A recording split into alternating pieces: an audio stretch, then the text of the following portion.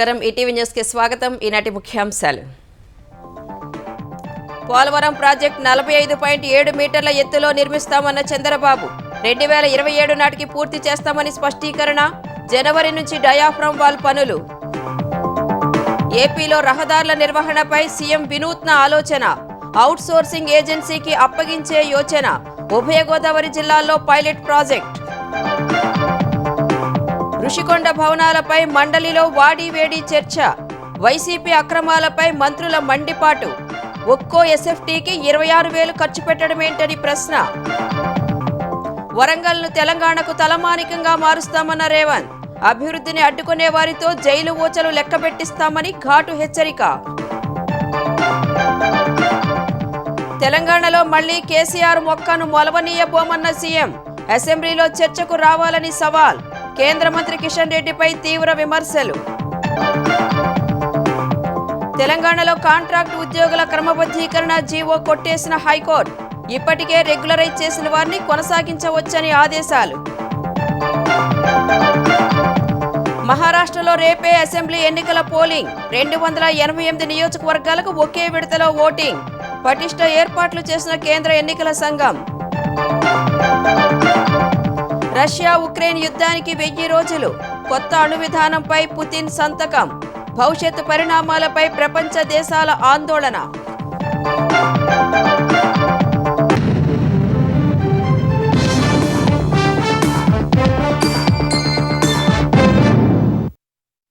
పోలవరం ప్రాజెక్టును 45.72 మీటర్ల ఎత్తులో నిర్మించేందుకు కేంద్ర రాష్ట్ర ప్రభుత్వాలు కట్టుబడి ఉన్నాయని ముఖ్యమంత్రి చంద్రబాబు చెప్పారు. పోలవరానికి వచ్చే 2 ఏళ్లలో 12,157 కోట్లు ఇచ్చేందుకు కేంద్రం అంగీకరించిందన్న సీఎం జనవరి నుంచి కొత్త డయాఫ్రమ్ వాల్ నిర్మాణం ప్రారంభమవుతుందని వివరించారు. ఎట్టి పరిస్థితుల్లో 2027 లోపు ప్రాజెక్టును పూర్తి చేసి జాతికి అంకితం చేస్తామని పునరుద్ఘాటించారు. ఉత్తరాంధ్ర సుజలా స్రవంతితో పాటు రాయలసీమ ప్రాజెక్టులను పూర్తి చేసి ఏపీలోని ప్రతి ఎకరాకు సాగునీరు ఇస్తామని హామీ ఇచ్చారు.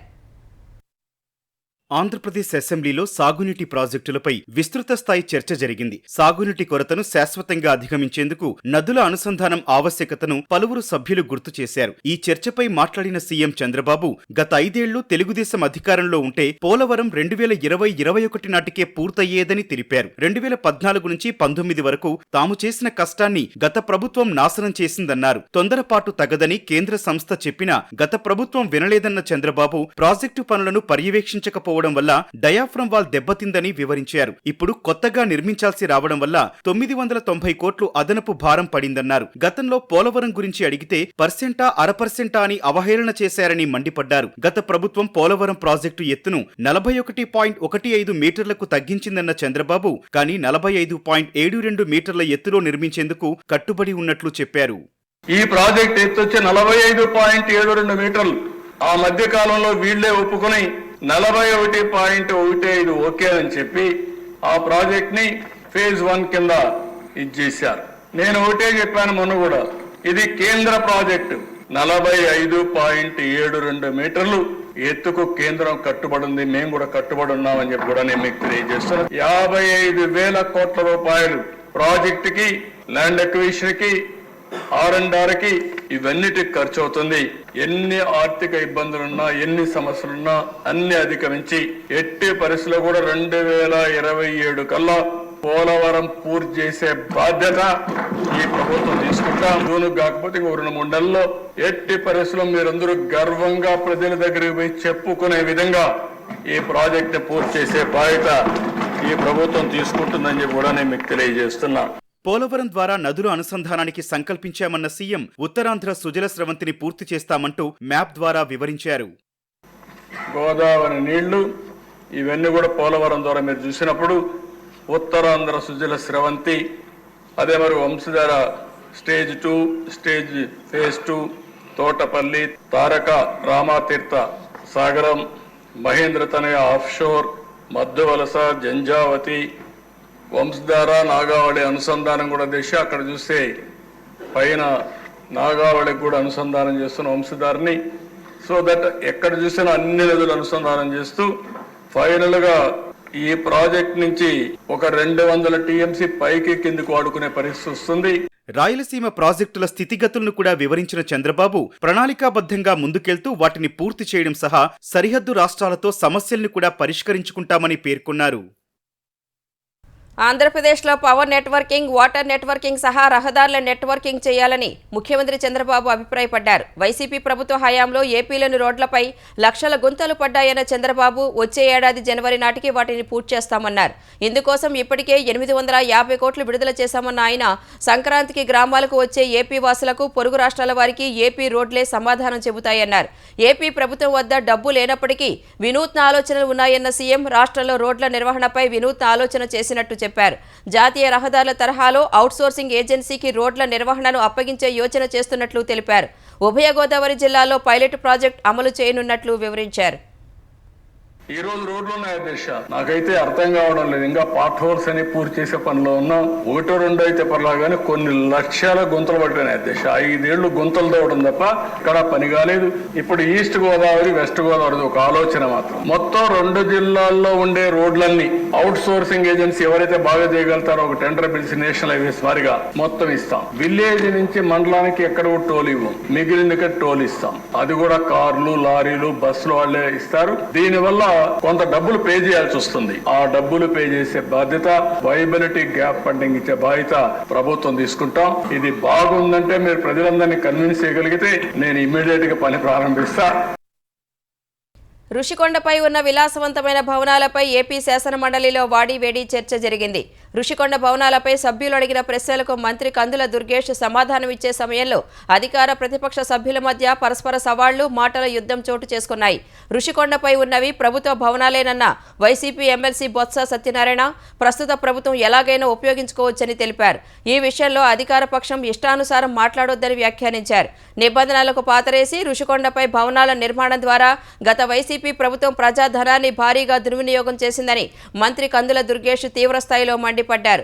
ఎక్కువ ఆదాయం వచ్చే హరిత రిసార్ట్స్ ను కూలగొట్టి ఇంతకంటే అద్భుతమైన రిసార్ట్స్ కడతామంటూ సీఎం కోసం ప్యాలెస్ నిర్మించారని విమర్శించారు. ఈ విషయాన్ని చివరి వరకు దాచిపెట్టారని మండిపడ్డారు. కళ్ల ముందు ఇంత డబ్బు దోపిడీ జరిగితే ఊరుకోవాలా అని మరో మంత్రి అచ్చెన్నాయుడు మండిపడ్డారు. ప్రపంచంలో ఎస్ఎఫ్టీకి 26,000 ఎక్కడైనా ఖర్చు చేశారా అని ప్రశ్నించారు. వైసీపీ హయాంలో గ్రామ సచివాలయాలకు రంగులు వేసేందుకు 101.81 కోట్లు ఖర్చు పెట్టారని ఆంధ్రప్రదేశ్ ఉప ముఖ్యమంత్రి పవన్ కళ్యాణ్ చెప్పారు. ఇందులో 49.8 కోట్లు పెయింటింగ్ వేసేందుకు ఖర్చు చేస్తే హైకోర్టు ఆదేశాలతో ఆయా రంగులు తొలగించి నిర్దేశిత రంగులు వేయడానికి 52.73 కోట్లు ఖర్చు చేసినట్టు తెలిపారు. శాసన మండలిలో వేర్వేరు సభ్యులు అడిగిన ప్రశ్నలకు సమాధానమిచ్చిన డిప్యూటీ సీఎం ఈ ఖర్చులు పంచాయతీరాజ్ శాఖ పరిధిలోని కార్యాలయాలకు మాత్రమే చేసినట్టు తెలిపారు. మిగిలిన కార్యాలయాలకు పెట్టిన ఖర్చుల వివరాలు సంబంధిత శాఖలు చెబుతాయని పవన్ వెల్లడించారు.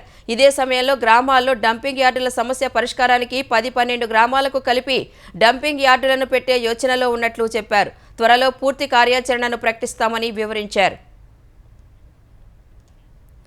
శాసనసభ ఆమోదం పొందిన 5 కీలక బిల్లులకు ఆంధ్రప్రదేశ్ శాసన మండలి ఇవాళ ఆమోదం తెలిపింది. స్థానిక సంస్థల ఎన్నికల్లో 2 పిల్లలు కంటే ఎక్కువ ఉన్నా పోటీ చేసేందుకు అనుమతిస్తూ రూపొందించిన 2 బిల్లులకు మండలి ఆమోదం తెలిపింది. ఇందులో పంచాయతీలు, మండల, జిల్లా పరిషత్తులకు సంబంధించిన పంచాయతీరాజ్ సవరణ బిల్లు 2024, మున్సిపల్ ఎన్నికలకు సంబంధించి ఏపీ పురపాలక సవరణ బిల్లులు ఉన్నాయి. బోర్డు సభ్యుల నియామకాల్లో కుష్టు, మోగ, చెవిటి లాంటి వ్యక్తుల పట్ల వివక్ష చూపకుండా నిరోధిస్తూ తెచ్చిన 3 చట్టాల సవరణలకు మండలి ఆమోదం తెలిపింది. ఎన్టీఆర్ హెల్త్ యూనివర్సిటీ సవరణ bill 2024, AP Ayurveda, homeopathy medical practitioners చట్ట సవరణ bill, AP medical practitioners registration చట్ట సవరణ బిల్లులు ఉన్నాయి. ఈ బిల్లులకు ప్రతిపక్ష వైసీపీ మద్దతు తెలిపింది. రానున్న 4 ఏళ్లు తెలంగాణ సమగ్ర అభివృద్ధి కోసం అహర్నిశలు పనిచేస్తామని సీఎం రేవంత్ రెడ్డి చెప్పారు. ఎవరైనా కుట్రలు చేసి అడ్డుకోవాలని చూస్తే జైలు ఊచలు లెక్కపెట్టిస్తామని వరంగల్ సభలో హెచ్చరించారు. ఏడాది పాలనలో అభివృద్ధి, సంక్షేమ పథకాలను వివరిస్తూనే బీఆర్ఎస్, బీజేపీపై తీవ్రస్థాయిలో ధ్వజమెత్తిన రేవంత్ ఆర్థిక కష్టాల్ని తట్టుకుని రుణమాఫీ చేశామన్నారు. మిగతా వారు ఖాతాల్లో తప్పులు సరిచేసుకుంటే డబ్బు జమ చేస్తామని హామీ ఇచ్చారు. కేసీఆర్ చేసిన ఆరోపణలపై దమ్ముంటే అసెంబ్లీకి వచ్చి చర్చించాలన్న రేవంత్ తెలంగాణలో మరోసారి బీఆర్ఎస్ మొక్కను మొలవనివ్వనని శపథం చేశారు. కేసీఆర్ కుట్రలన్నింటినీ తిప్పికొడతామని స్పష్టం చేశారు. తెలంగాణలో అధికారంలోకొచ్చి ఏడాది పూర్తవుతున్న వేళ పెద్ద ఎత్తున సంబరాలు చేస్తోన్న కాంగ్రెస్ ప్రభుత్వం అందులో భాగంగా వరంగల్లో ప్రజా పాలన ప్రజా విజయోత్సవ సభ నిర్వహించింది. మొదట హనుమకొండలో కాళోజీ కళాక్షేత్రాన్ని సీఎం రేవంత్ రెడ్డి ప్రారంభించారు. హనుమకొండ, వరంగల్ జిల్లాలకు సంబంధించిన 4601 కోట్ల విలువైన అభివృద్ధి పనులకు శంకుస్థాపనలు, ప్రారంభోత్సవాలు చేశారు. అనంతరం హనుమకొండ ఆర్ట్స్ అండ్ సైన్స్ కళాశాల మైదానంలో బహిరంగ సభకు హాజరైన ఆయన 22 జిల్లాల్లో ఇందిరా మహిళా శక్తి భవనాలకు వర్చువల్ గా శంకుస్థాపన చేశారు. వరంగల్ అభివృద్ధి తెలంగాణకు కీలకమన్నారు. జాతీయ స్థాయి ఎయిర్పోర్ట్ రావడం, జాతీయ స్థాయి పరిశ్రమలు రావడం, ఈ నగరంలో అండర్ గ్రౌండ్ డ్రైనేజ్ రావడం, కాకతీయ యూనివర్సిటీని అభివృద్ధి పదం వైపు నడిపిస్తే సగం తెలంగాణ అభివృద్ధి జరిగినట్టే. ఈ వరంగల్ అభివృద్ధి అనేది సగం తెలంగాణకు అభివృద్ధి చేసినట్టే అని భావించి ఈనాడు మా ప్రభుత్వం ఈ బాధ్యత తీసుకున్నది. ఇది పూర్తి చేసే వరకు నేను నిద్రపోను. కాళ్ళలో కట్టెబెట్టాలి, మేము చేయలేదు కాబట్టి వీళ్ళు కూడా చెయ్యొద్దు అని కుట్రలు కుతంత్రాలు చేస్తే వాళ్ళు ఊచలు లెక్క పెట్టాల్సి వస్తుందని చెప్పి నేను వేదిక మీద నుంచి స్పష్టంగా చెప్పదలుచుకున్నాను. కాంగ్రెస్ 10 నెలల పాలనలోనే ఏం కోల్పోయామో ప్రజలు గ్రహించారన్న కేసీఆర్ వ్యాఖ్యలపై మండిపడ్డ రేవంత్ ప్రజలు నిజంగా కష్టాల్లో ఉంటే ఎందుకు అండగా నిలవడం లేదని ప్రశ్నించారు. పెద్ద మనిషి మా వచ్చి అన్నాడు, 10 నెలలనే తెలంగాణ ప్రజలు ఏం కోల్పోయారో వాళ్ళకి తెలిసిందని. ఏం కోల్పోయినరా? మా ఆడబిడ్డలకి ఇవాళ స్వేచ్ఛ వచ్చింది 10 ఏళ్ల తర్వాత. సంఘాలలో ముందుకు వచ్చిండ్రు. మేము ఇవాళ ఆడబిడ్డల్ని కోటీశ్వరులను చేయాలనుకున్నాం. దాదాపుగా ఈ సంవత్సరంలో 34,000 కోట్ల రూపాయలు సంఘాలకు సహకారం అందించాలని అదాని అంబానీలకే పరిమితమైన సోలార్ పవర్ ప్రాజెక్టులు ఇవాళ మా ఆడబిడ్డలకు మహిళా సంఘాలకు ఇచ్చి వాళ్ళని పారిశ్రామికవేత్తలను చేసి కోటీశ్వరులను చేయాలనుకున్నాం. అందరి రైతులకు రుణమాఫీ చేసే బాధ్యత నాది. మీ ఖాతాలలో ఉన్న తప్పులను సరిదిద్దుకోండి. ఎవడో తప్పుడు మాటలు చెప్తే నమ్మకండి. కేసీఆర్ని అడుగుతున్నా, నువ్వు చెప్పింది నిజమైతే రా అసెంబ్లీలోకి రా, చర్చ పెడదాం. ఓడితే ఇంట్లో పోయి బంతవా? రాహుల్ గాంధీని చూసి సిగ్గు తెచ్చుకో. అధికారంలో ఉంటే దోసుకుంటా, ప్రతిపక్షంలో ఉంటే ఫామ్ హౌస్లో వండుకుంటా. ఇదా నీ విధానం? సోనియా గాంధీకి తాను గులాంగిరి చేస్తున్నానన్న కిషన్ రెడ్డి వ్యాఖ్యలపై రేవంత్ రెడ్డి తనదైన శైలిలో స్పందించారు. సోనియా మా అమ్మ, మా 4 కోట్ల తెలంగాణ బిడ్డలకు కన్న తల్లి. ఆమెకు ఊడిగం కాదు, ఆమె కాళ్ళు గడిగి ఆ నీళ్లు నెత్తి మీద చల్లుకున్నా అది తక్కువనే అవుతుంది. కిషన్ రెడ్డి, ఇప్పటికైనా నీ పాపాలు కడుక్కోవడానికి రా. సోనియమ్మ కాళ్ళు గడిగి మన ఇద్దరం నెత్తి మీద చల్లుకుంటే మోడీకి ఊడిగం చేసినందుకు కొంతైనా నీకు ప్రక్షాళన జరుగుద్ది అంటున్నా. ఇన్ని రోజులు నువ్వు అంటే గౌరవ మర్యాద ఉండే, అందుకే మాట్లాడేటప్పుడు ఆచితూచి మాట్లాడేటోని కిషన్ రెడ్డి గురించి. కానీ కిషన్ రెడ్డి మీద ఉన్న గౌరవం నాకు 100% పోయింది. తెలంగాణ రాష్ట్ర ఏర్పాటుని వ్యతిరేకించి తెలంగాణ రాష్ట్ర పౌరుషాన్ని అవమానించిన నరేంద్ర మోడీకి నువ్వు గులాంగా మారినవంటే నువ్వు తెలంగాణ బతకడానికి అర్హత కోల్పోయిన. తెలంగాణలో బీఆర్ఎస్ మరోసారి అధికారంలోకి రాకుండా అడ్డుకుంటానంటూ రేవంత్ రెడ్డి సవాల్ విసిరారు. ఇంకా 4 సంవత్సరాలు కడుపు కట్టుకొని రోజుకు 18 గంటలు, ఒక్క గంట, ఒక్క నిమిషం కూడా సెలవు తీసుకోకుండా మీకోసం పనిచేస్తా. కేసీఆర్ అనే మొక్కను మళ్ళీ మొలవనియని తెలంగాణ రాష్ట్రంలో రాసి పెట్టుకోండి. చెప్పిన నాడు ఓడిస్తాని, ఓడించిన పార్లమెంటులో గుండు 0 అని చెప్పిన గుండు 0 తెచ్చిన. ఇవాళ నీ పార్టీని మళ్ళీ మొలకెత్తని ఇయ్యనని ఈ వరంగల్ గడ్డ మీద నుంచే చెప్తున్న కేసీఆర్, కాసుకో చూద్దాం. నువ్వు అనుకుంటున్నావేమో మౌనంగా ఫామ్ హౌస్లో వండుకుంటే నీ సంగతి నాకు తెలియదని. నీ ముందు తెలుసు, నీ వెనక తెలుసు, నీ ఉపాయం తెలుసు, నీ ఉబలాటము తెలుసు. అన్నిటికీ కుక్క కాటుకు చెప్పు దెబ్బ అనే మందు నా దగ్గర సిద్ధంగా ఉంది. తప్పకుండా నీకు పెడతా. మహిళా స్వయం సహాయ సంఘాల సభ్యులకు లోన్, ప్రమాద బీమాకు సంబంధించి 35,23,00,000 రూపాయల చెక్కును సీఎం అందించారు. కాంగ్రెస్ విజయోత్సవ సభలో చేసింది చెప్పుకోవడానికి ఏమీ లేక ఎప్పటిలాగే సీఎం రేవంత్ రెడ్డి పిచ్చి మాటలు మాట్లాడారని మాజీ మంత్రి హరీష్ రావు ఆక్షేపించారు. 11 నెలల పాలనలో సీఎం నోటి నుంచి బూతులు తప్ప నీతులు రాలేదని సామాజిక మాధ్యమం ఎక్స్లో పోస్ట్ చేశారు. అశోక్ నగర్ నిరుద్యోగుల నుంచి లగచర్ల రైతుల దాకా రేవంత్ రెడ్డి చేసిన ఘోరాలు సమసిపోవని పేర్కొన్నారు. సీఎం ఎంత గింజుకున్నా తెలంగాణ ప్రజలు వాటిని మర్చిపోరన్నారు. రేవంత్ రెడ్డి షార్ట్ కట్లో అధికారం చేజిక్కించుకుని ప్రజలను తొక్కుతున్నారని హరీష్ రావు తన పోస్టులో వెల్లడించారు. వివేక హత్య ఉదంతంలో తమపై నమోదు చేసిన కేసులు కొట్టేయాలని నర్రెడ్డి సునీతారెడ్డి, నర్రెడ్డి రాజశేఖర్ రెడ్డి, సిబిఐ అధికారి రామ్ సింగ్ దాఖలు చేసిన పిటిషన్లపై విచారణను సుప్రీంకోర్టు 2025 ఫిబ్రవరి 24కు వాయిదా వేసింది. ఈ పిటిషన్లపై ఇవాళ జరిగిన విచారణలో వివేక హత్య కేసులో పరిణామాలను సునీత తరపు న్యాయవాది సుప్రీంకోర్టుకు వివరించారు. దర్యాప్తు అధికారిపై ప్రైవేటు ఫిర్యాదు ద్వారా విచారణ పురోగతిని అడ్డుకున్నారని వివరించారు. హత్య కేసును రూపుమాపాలని ప్రయత్నం చేశారని, రక్తపు వాంతులు అని ప్రచారం చేశారని లూథ్రా కోర్టుకు తెలిపారు. అనంతరం ప్రతివాదులకు నోటీసులు జారీ చేసిన ధర్మాసనం తదుపరి విచారణను వాయిదా వేసింది. ఇదే కేసులో ఆరోపణలు ఎదుర్కొంటున్న YCP MP YS Avinash Reddy bail రద్దు చేయాలని వైఎస్ సునీత దాఖలు చేసిన పిటిషన్పై కూడా సుప్రీం ధర్మాసనం విచారణ జరిపింది. ఈ పిటిషన్పై అవినాష్ రెడ్డి, శివశంకర్ రెడ్డి కొడుకు చైతన్యరెడ్డికి నోటీసులు జారీ చేసింది. తదుపరి విచారణను 2025 మార్చి 3 నుంచి ప్రారంభమయ్యే వారానికి వాయిదా వేసింది. తెలుగుదేశం నేత రంగబాబుపై దాడి కేసులో వైసీపీ నేత వల్లభనేని వంశీ అనుచరులను పోలీసులు అదుపులోకి తీసుకున్నారు. ఉదయం 8 మందిని అరెస్టు చేసి కంకిపాడు పోలీస్ స్టేషన్ తరలించారు. రంగబాబు దాడి కేసులో వంశీ ప్రధాన అనుచరుడు శేషు పరారీలో ఉన్నారు.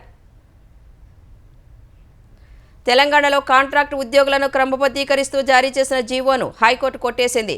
సెక్షన్ 10A ప్రకారం తీసుకొచ్చిన జీవో 16ను కొట్టేసింది. ఈ జీవో ద్వారా కాంట్రాక్ట్ ఉద్యోగులను క్రమబద్ధీకరించడం చట్టవిరుద్ధమని హైకోర్టు తీర్పు ఇచ్చింది. గత ప్రభుత్వంలో కాంట్రాక్ట్ ఉద్యోగులను క్రమబద్ధీకరించడాన్ని సవాలు చేస్తూ దాఖలైన పిటిషన్లపై ఇవాళ విచారణ జరిపింది. ఈ విచారణలో సెక్షన్ 10A సవరణ ద్వారా చేసిన కాంట్రాక్ట్ ఉద్యోగుల క్రమబద్ధీకరణ నిబంధనలకు విరుద్ధమని పిటిషనర్లు వాదించారు. ఈ మేరకు సుప్రీంకోర్టు తీర్పులు ఉన్నట్టు వివరించారు. జీవో 16 వల్ల ప్రతిభ ఉన్న వాళ్లకు కాకుండా పైరవీల ద్వారా కాంట్రాక్ట్ ఉద్యోగులుగా చేరిన వారిని క్రమబద్ధీకరించారని తెలిపారు.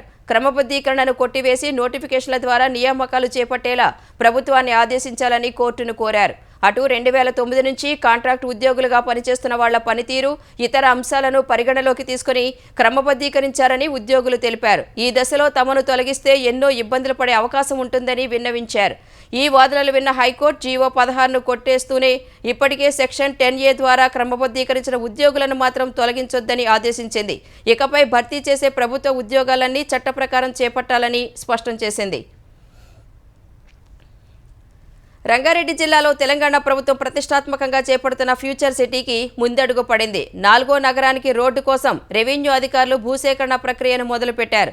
భారీ పోలీస్ బందోబస్తు మధ్య అధికారులు కందుకూరు మండలం రాచులూరు రెవెన్యూ పరిధిలో 330 అడుగుల వెడల్పుతో నిర్మించే రహదారి కోసం భూసేకరణ చేస్తున్నారు. తుర్కగూడ, బేగంపేట గ్రామాల్లోని పంట పొలాల్లో సర్వే జరిపి రైతుల వారీగా భూముల కొలతలు తీశారు. రహదారి నిర్మాణం కోసం ముందుగా నిర్ణయించిన ప్రకారం 200 అడుగుల వెడల్పుతో కాకుండా భూసేకరణ చేయడం పట్ల గ్రామస్తులు, రైతులు ఆందోళన వ్యక్తం చేశారు. ఫ్యూచర్ సిటీ కోసం తమ భూములను కోల్పోతే ఎలా బతకాలంటూ పలువురు మహిళలు, రైతులు అధికారులను నిలదీశారు. సర్వే చేస్తున్న ప్రాంతంలో ఆందోళన చేస్తున్న మహిళలు, రైతులకు రెవెన్యూ, పోలీస్ అధికారులు నచ్చజెప్పే ప్రయత్నం చేశారు. లగచర్ల దాడి కేసులో నిందితుడు సురేష్ పోలీసుల ఎదుట లొంగిపోయాడు. ఈ కేసులో A2గా ఉన్న సురేష్తో పాటు మరో 2 కొడంగల్ కోర్టులో పోలీసులు హాజరుపరిచారు. న్యాయస్థానం సురేష్కు 14 రోజుల రిమాండ్ విధించగా 3 నిందితులను సంగారెడ్డి జైలుకు పోలీసులు తరలించారు. లగచెర్లలో అధికారులపై దాడికి ప్రేరేపించిన కుట్రదారులు, సూత్రధారులపై కఠిన చర్యలకు ఆదేశించాలని గవర్నర్ జిష్ణుదేవ్ వర్మను తెలంగాణ ఉద్యోగుల జేఏసీ నేతలు కోరారు. ఈ మేరకు రాజ్భవన్లో గవర్నర్ను కలిసి వినతి పత్రం అందించారు. లగచెర్ల ఘటన వల్ల తెలంగాణ వ్యాప్తంగా ప్రభుత్వ ఉద్యోగుల ఆత్మస్థైర్యం దెబ్బతిందని గవర్నర్తో వాపోయారు. ఇలాంటి ఘటనలపై చర్యలు తీసుకోకపోతే రాష్ట్రంలోని ఇతర ప్రాంతాలకు విస్తరించే ప్రమాదం ఉందని గవర్నర్ దృష్టికి తీసుకువెళ్లినట్టు తెలంగాణ ఉద్యోగుల జేఏసీ చైర్మన్ లచ్చిరెడ్డి చెప్పారు. ప్రభుత్వ ఉద్యోగులు రక్షిత వాతావరణంలో విధులు నిర్వర్తించే విధంగా చర్యలు చేపట్టాలని కోరినట్టు తెలిపారు. ఫోన్ ట్యాపింగ్ కేసులో నిందితుడు శ్రావణ్ కుమార్ దాఖలు చేసిన బెయిల్ పిటిషన్పై విచారణను తెలంగాణ హైకోర్టు ఈ నెల 28కి వాయిదా వేసింది. ఓ న్యూస్ ఛానల్ ఎండీగా ఉన్న శ్రావణ్ కుమార్ను ఫోన్ ట్యాపింగ్ కేసులో నిందితుడిగా చేర్చిన పోలీసులు ఎస్ఐబి అధికారులతో కలిసి పలువురి ఫోన్లు ట్యాపింగ్ చేయించారని అభియోగాలు నమోదు చేశారు. సొంత కార్యాలయంలోనే సెటిల్మెంట్లు చేశారని, ఫోన్ ట్యాపింగ్కు వాడిన పరికరాలను శ్రావణ్ కుమార్ తన కార్యాలయంలో పెట్టుకున్నట్లు పోలీసులు ఎఫ్ఐఆర్లో వివరించారు. శ్రావణ్ కుమార్ పరారీలో ఉన్నట్లు నాంపల్లి కోర్టుకు దాఖలు చేసిన అభియోగ పత్రంలో పోలీసులు పేర్కొన్నారు. అనంతరం నాంపల్లి కోర్టు శ్రావణ్ కుమార్ పాస్పోర్ట్ రద్దు చేయడం సహా నాన్ బెయిలబుల్ వారెంట్ జారీ చేసింది. ఈ పరిణామాల మధ్య శ్రావణ్ కుమార్ ముందస్తు బెయిల్ కోసం హైకోర్టును ఆశ్రయించారు. రష్యా ఉక్రెయిన్ మధ్య జరుగుతున్న యుద్ధం అణుయుద్ధంగా మారే ప్రమాదం కనిపిస్తోంది. దీర్ఘశ్రేణి క్షిపణులను రష్యా భూభాగంపైకి ప్రయోగించేందుకు ఉక్రెయిన్కు అనుమతిస్తూ అమెరికా నిర్ణయం తీసుకున్న వేళ రష్యా తమ అణు సిద్ధాంతాలను సవరించింది. ఉక్రెయిన్తో యుద్ధం మొదలై 1000 రోజులు పూర్తయిన సమయంలో రష్యా అధ్యక్షుడు వ్లాదిమిర్ పుతిన్ కొత్త అణు సిద్ధాంతాలపై సంతకం చేశారు. ఈ విధానం ప్రకారం అణుశక్తి కలిగిన దేశం మద్దతుతో ఏ దేశమైనా రష్యాపై దాడి చేస్తే ఆ దాడిని ఉమ్మడి దాడిగా పరిగణిస్తారు. ఒకవేళ తమపై భారీ వైమానిక దాడి జరిగితే రష్యా అణ్వాయుధాలను ప్రయోగించే అవకాశం కల్పిస్తుంది. రష్యా చర్యతో పరిస్థితులు మరింత దిగజారితే అణుయుద్ధానికి దారితీసే అవకాశం ఉందని ప్రపంచ దేశాలు ఆందోళన వ్యక్తం చేస్తున్నాయి. ప్రస్తుతం రష్యా వద్ద 5500కి పైగా అణ్వస్త్రాలు ఉన్నట్లు ఇప్పటికే అనేక నివేదికలు వెల్లడించాయి. మరోవైపు తమపై జరుగుతున్న దాడుల నుంచి తమ ప్రజలను కాపాడేందుకు రష్యా భారీ సంఖ్యలో రేడియేషన్ నిరోధక మొబైల్ బాంబ్ షెల్టర్లు నిర్మిస్తోంది. మానవ దాడులు, రేడియేషన్ షాక్ వేవ్లు సహా ప్రకృతి వైపరీత్యాల నుంచి ఈ నిర్మాణాలు ప్రజలను రక్షణ కల్పిస్తాయని తెలిపింది. మహారాష్ట్ర, జార్ఖండ్ శాసనసభ ఎన్నికలకు సర్వం సిద్ధమైంది. మహారాష్ట్రలో రేపు మొత్తం 288 నియోజకవర్గాలకు ఒకేసారి పోలింగ్ జరగనుండగా జార్ఖండ్లో రెండో విడత 38 స్థానాలకు పోలింగ్ నిర్వహించనున్నారు. రేపు ఉదయం 7 గంటల నుంచి సాయంత్రం 6 గంటల వరకు మహారాష్ట్రలో పోలింగ్ జరగనుంది. 9,63,68,410 మంది ఓటర్లు 4,136 మంది అభ్యర్థుల భవితవ్యాన్ని ఈవీఎంలలో నిక్షిప్తం చేయనున్నారు. ఈ ఎన్నికల కోసం ఈసీ 1,186 పోలింగ్ కేంద్రాలను ఏర్పాటు చేసింది. జార్ఖండ్లో రెండో విడత 38 నియోజకవర్గాల్లో ఉదయం 7 గంటల నుంచి సాయంత్రం 5 గంటల వరకు పోలింగ్ జరగనుంది. ఈ స్థానాలలో 528 మంది బరిలో ఉంటే 1.23 కోట్ల మంది వారి భవితవ్యాన్ని నిర్ణయిస్తారు. రెండు రాష్ట్రాల్లో ఈ నెల 23న ఫలితాలు ప్రకటించనున్నారు.